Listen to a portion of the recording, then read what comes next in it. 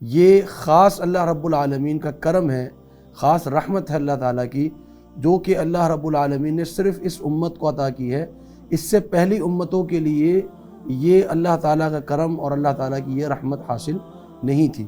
تو یہ رحمت اور یہ کرم اللہ رب العالمین کا صرف اس امت کے لیے حاصل ہے، اور گزشتہ امتوں کے لیے یہ ایک بہت بڑا ایک مشقت والا عمل تھا کہ اپنی دل کے اندر یا اپنے دماغ میں خیالات یہ ایسے نہیں آنے چاہیے کہ جس پر اللہ رب العالمین پکڑ فرمائے، بلکہ اس امت میں بھی شروع میں اللہ رب العالمین نے حکم یہی دیا تھا۔ سورۃ البقرہ میں آخر کے اندر اللہ رب العالمین نے فرمایا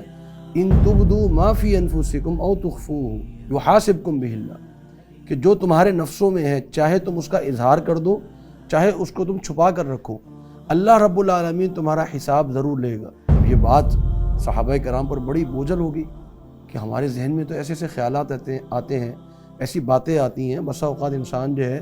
وہ ایسے خیالات اس کے ذہن میں، اس کے دماغ میں، اس کے دل میں آ جاتے ہیں کہ وہ اپنی زبان پر نہیں لا سکتا اس کے ایمان کے تعلق سے، اس کے دین کے تعلق سے، اور اس کے دیگر معاملات کے تعلق سے، اس کے رشتہ داروں کے تعلق سے، گناہ کے تعلق سے، دنیا کے تعلق سے، آخرت کے تعلق سے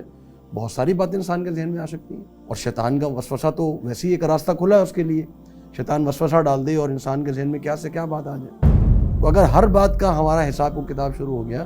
تو ہم تو ہر معاملے میں پکڑے جائیں گے۔ انہوں نے نبی صلی اللہ علیہ وسلم سے اپنی اس مشکل کو ذکر کیا تو اللہ رب العالمین نے خاص رحمت فرمائی اور یہ فرمایا کہ لا یکلف اللہ نفسا الا وسعها،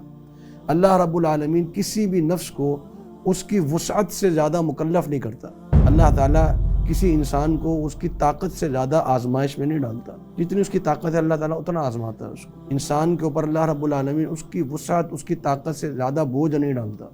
یہ اللہ رب العالمین کا اس امت پر خاص کرم ہے۔ اور جو گزشتہ امتیں تھیں ان کے لیے بڑی مشکل تھی، خیالات کو روکنا، گمان کو روکنا۔ انسان ایک بسا اوقات ایک گناہ کا ایک ارادہ کر لیتا ہے، کسی کے متعلق جو ہے وہ برے خیالات آتے ہیں، کبھی جو ہے وہ ایسے باتیں بھی آ جاتی ہیں کہ انسان جو ہے وہ اپنی زبان پر نہیں لا سکتا۔